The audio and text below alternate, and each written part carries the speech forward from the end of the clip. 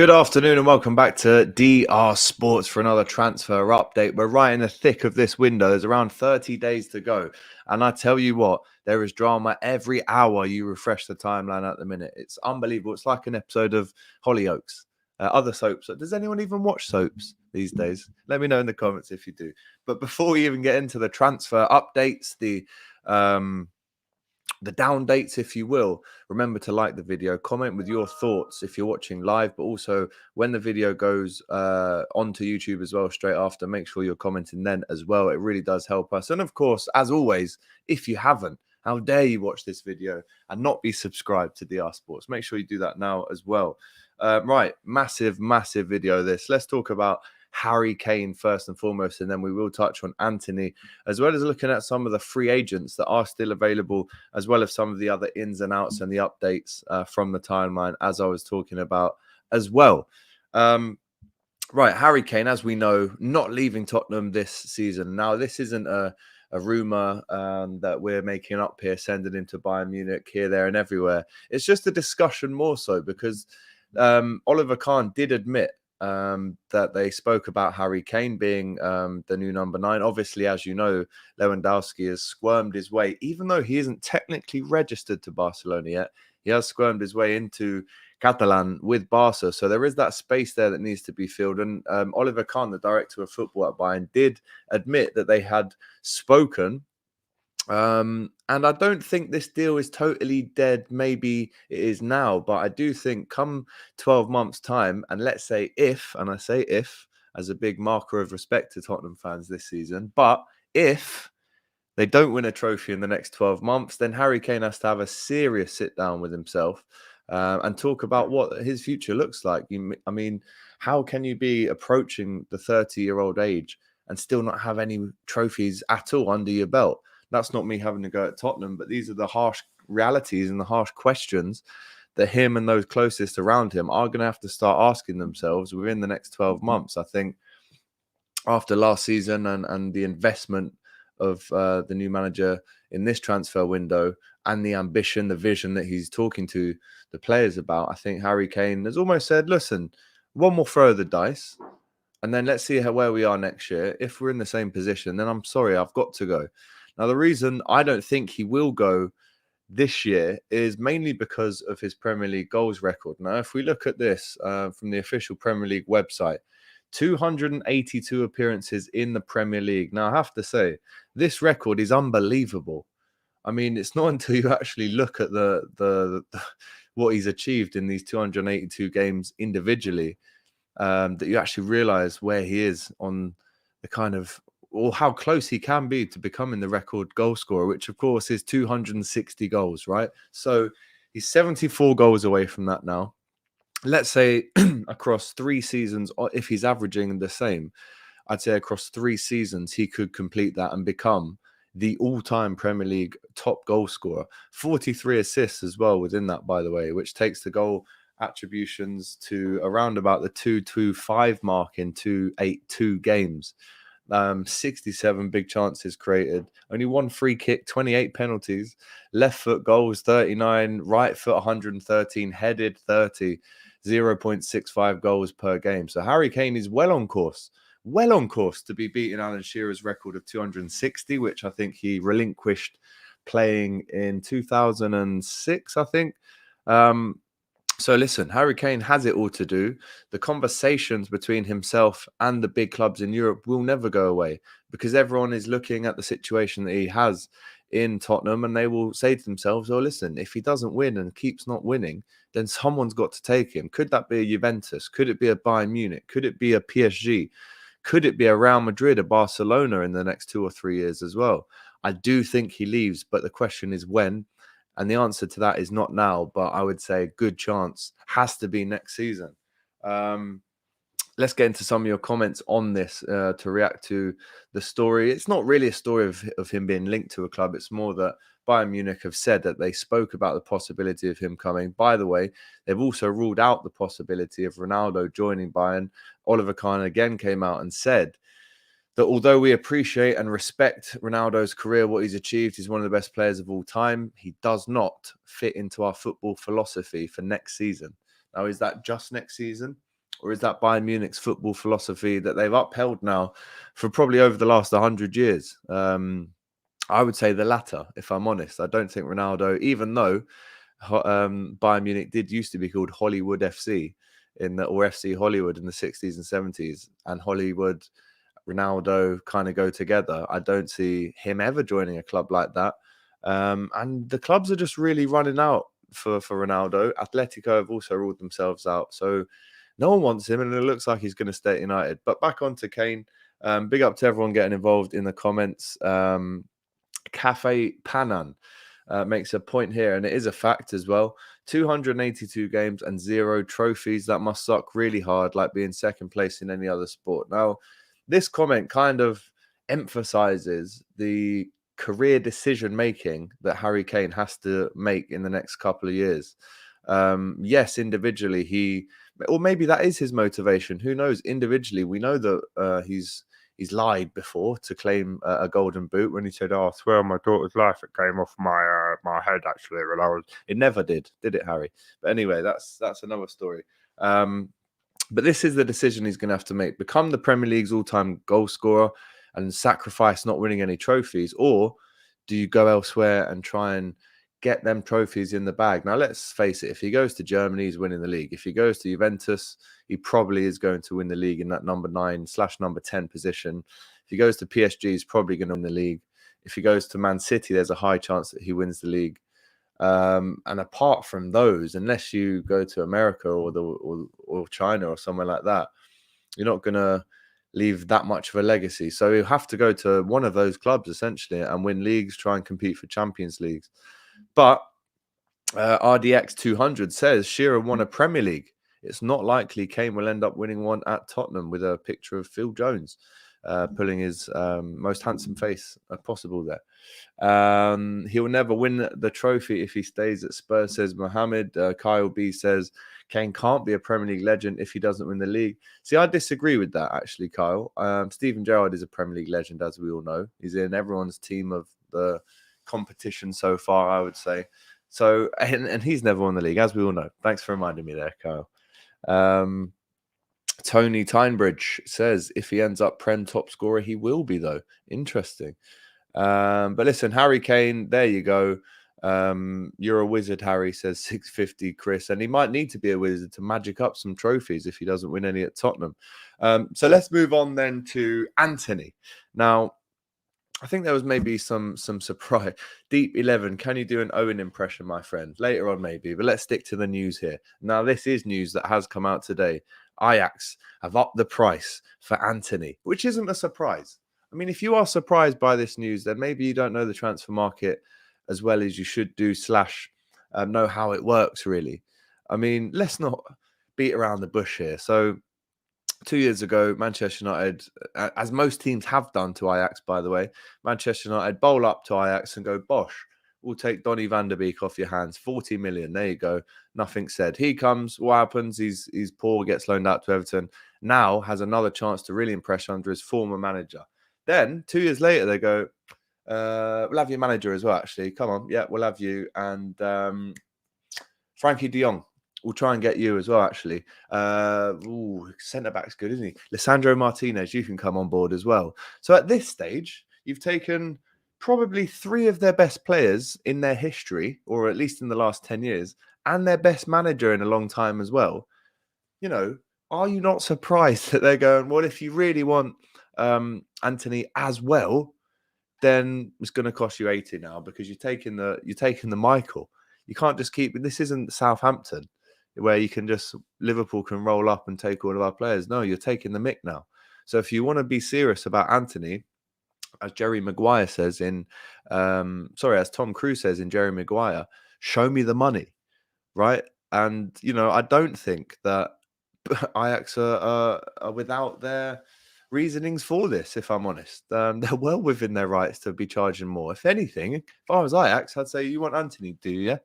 200 million. There you go. Release clause business. So anyway, Manchester United keep going back to Ajax to try and change the identity and the midfield crisis that they have really at United with their new manager, who was, of course, at Ajax, who did so well. That's Lisandro Martinez they've taken, Donny van der Beek. They want Frank de Jong as well, and they've taken Ten Hag. So, and they want Antony. So that's quite something actually. Really, if you look at it. So let us know in the comments. How do you think this one ends? Is it a long drawn out affair over the next month where Antony reluctantly goes to United? Does Frankie Young leave there as well? Obviously a former Ajax player. What else? I mean, what else could it possibly end as? I can't see this one morally in the Ajax camp or the United camp ending really well. United have got their own issues with Ronaldo, etc. So I just don't see how this one is going to happen, if I'm honest. Real Talk Barca says, you Brits see dents. Ajax doesn't care about a club buying their players. Barca have been buying players and coaches since the 70s. It's an honour.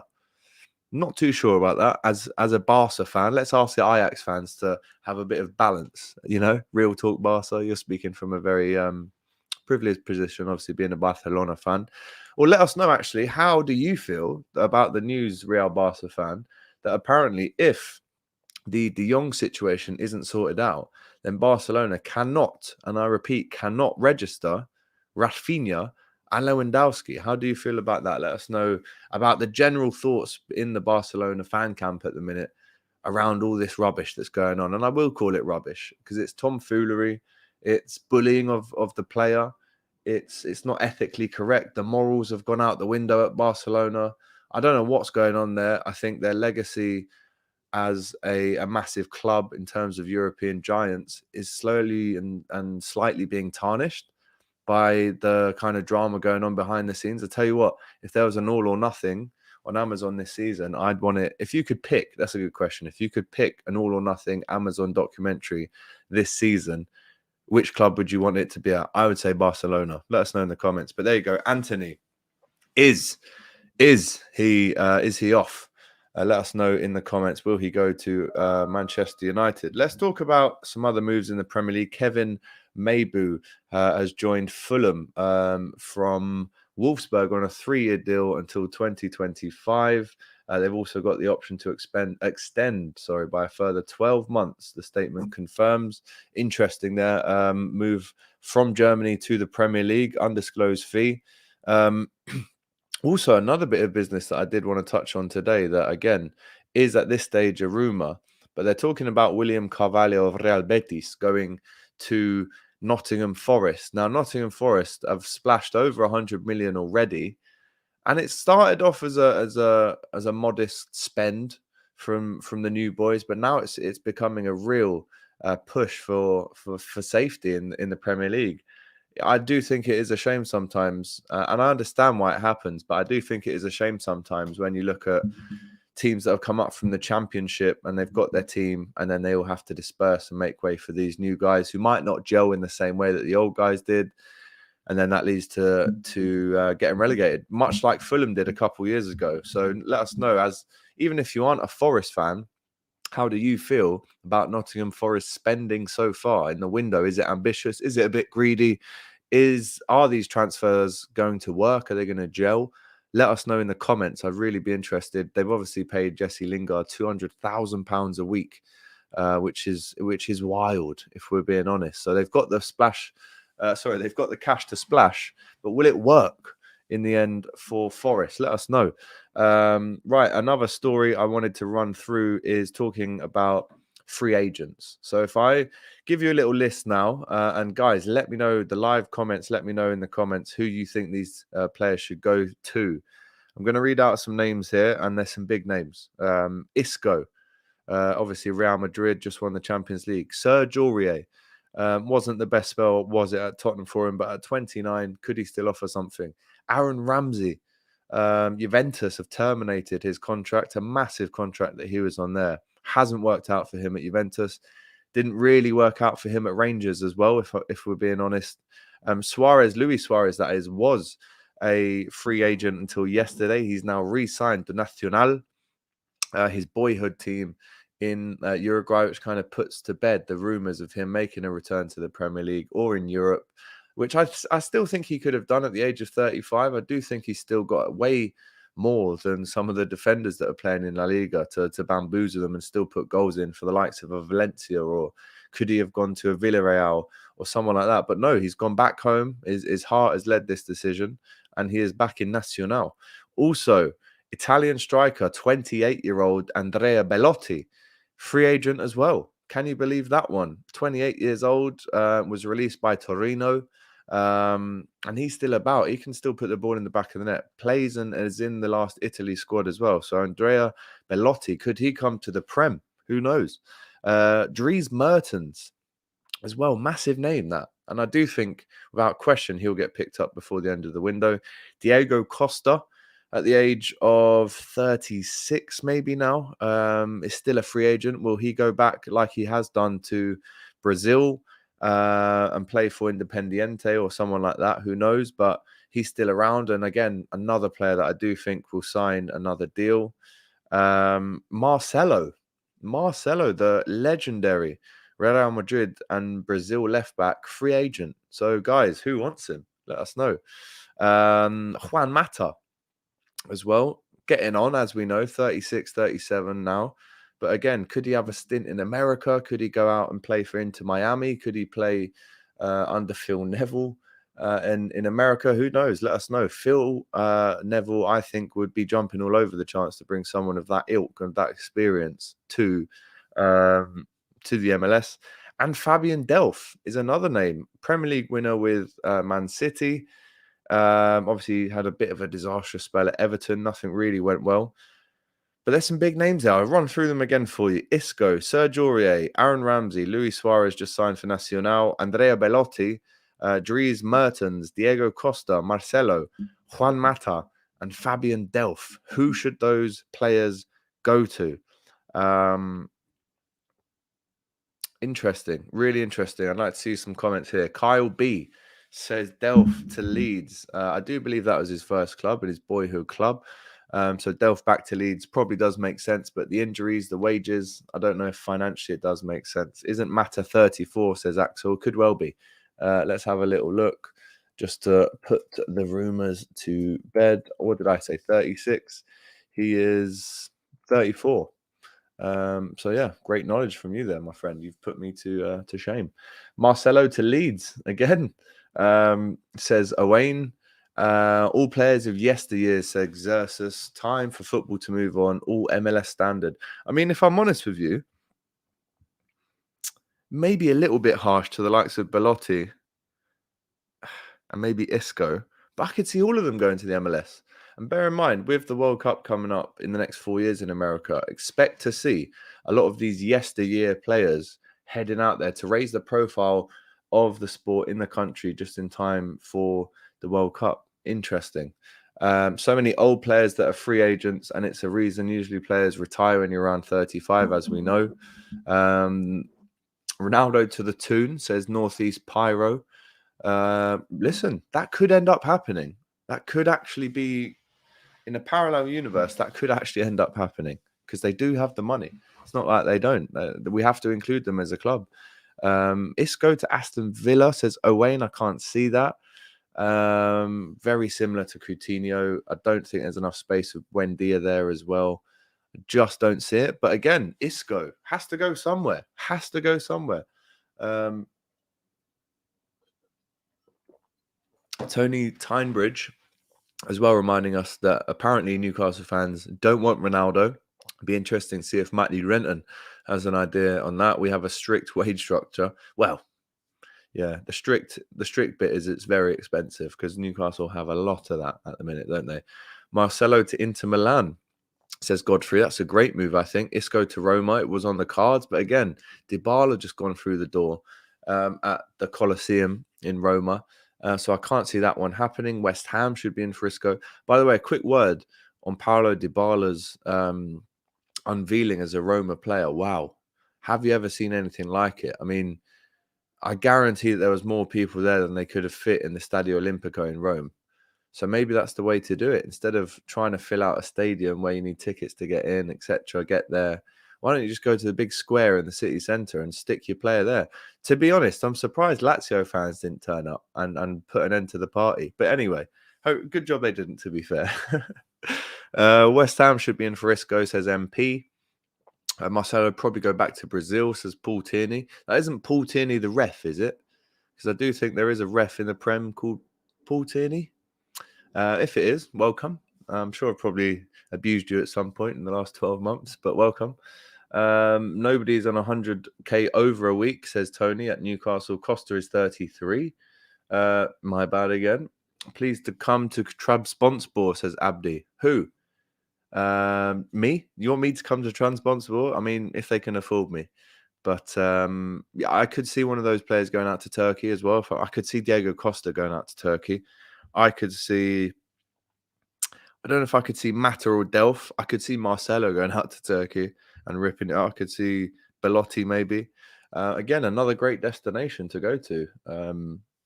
Turkey at that age, for sure. Dybala broke an Italian kit sale already. There you go. So Dybala actually broke Ronaldo's Juventus record for shirt sales sold in the first 24 hours, I think. So big up to Paulo Dybala. Maybe a master move that by Jose Mourinho. Could well be. The ref who wrecked the Tottenham v Liverpool game is Paul Tierney. No, not the referee, though you can be sure I don't get asked that. Are you that? Well, that's why I asked. I had to, didn't I? I had to ask. Right, a couple more names to read out before we sign off today. West Ham, speaking about Isco going to West Ham, they have, of course, made this official now. Scammacca, the Italian striker, now is a West Ham player. Now, West Ham fans in the comments, you will have waited a long time for the club to have actually brought in a striker. And I can actually tell you how many days it has been.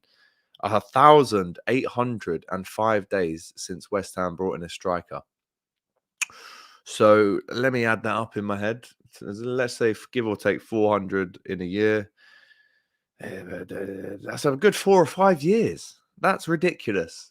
So you haven't bought a striker probably since what? Andy Carroll? No, surely not. So we're talking 2017-ish. That's because they buy the wingers, don't they? The Bowens, the Yarmolenkos, it was probably Sebastian Haller, your last striker. Let me know if I'm wrong. That is a long time, though. Very, very long time. But West Ham fans, let us know how you're feeling. Scammacca in the bag. Good striker, scores a lot of goals, which is what you need, really, isn't it? But I think, actually, after we read the super chats, we might be done. Let's get into this one from Gus, who is my dog. So I don't know how he's managed to get a YouTube account. Big up to you, Gus. Ronaldo's ego is what took him to the top, but it's sad to see that the same ego tainting the legacy he left just to get another 5 UCL group goals. It's a shame. And I think he is a Real Madrid fan there, says Gus, with a Real Madrid player maybe there. But I mean, there's parts to this that I agree with. There's parts that I don't. I think if Ronaldo ended up at let's say a Sporting Lisbon, I know it's been ruled out already, but he will only get 5 goals. If he goes to somewhere like a Real Madrid again, then he'll probably go all the way and score 10 or 15. It's all about the club for him. He's in such a finite, almost swan song period in his career that this next move has to be spot on if the Champions League, as we all hear, is his priority, his true priority. It will be interesting to see how that one finishes. And the bit I don't agree with is the ego. I mean, of course, it took him to the top. But would you not agree that his ego of wanting to achieve more and play at a higher level than United is a bad thing at this stage in his career? That's maybe an elite mentality, is it not? Who knows? Roma will be a problem this year, says Real Talk. Barca, 600,000 shirts, says Kyle. Sorry, a little burp there. That's the Vimto. I do apologise. Lazar says he's the ref in disguise. It is Paul Tierney. Who knows? He might be lying to us all. Thoughts on Leno to Fulham? Says Aaron, that's a good move if it happens for Fulham. They needed a better goalkeeper than Areola last time, and I think Leno is that. Big up to Sajal, who knows about Gus, of course. And there you go. No sensible top Champions League team will be in for Ronaldo, says the Anfield Reds. Perfect. Great shout that from the Anfield Reds. Speaking of Anfield and the COP TV, make sure you go and subscribe to that as well. We have got these T-shirts coming out this week, the Luchito's Way Diaz T-shirts. Luchito's Way is a play on words from Carlito's Way, the film, if you didn't know. Right. 25 minutes of pure, unadulterated, exclusive transfer news that we've just brought to you here on DR Sports. As I mentioned at the start, like the video, even if it's not live anymore. And of course, comment with your thoughts about all those free agents that are listed, all of the names that are going in and out of clubs as well. And subscribe to DR Sports if you haven't already. Don't forget the Lionesses. The Women's Euros final is on Sunday. Of course, we're going to see the second semi-final tonight. So make sure you're watching DR Sports for that. The final on Sunday. And then next week, it's back to business. The Saturday football show returns. I'm very excited by that prospect. It's my favorite show on DR Sports. I'm much looking forward to that as well, to give you all those scores as they come in of the start of the Premier League season. Fulham versus Liverpool, the early kickoff next Saturday. Can't wait for it. And until then, we'll see you soon. Take care. Thanks for joining us. All the best.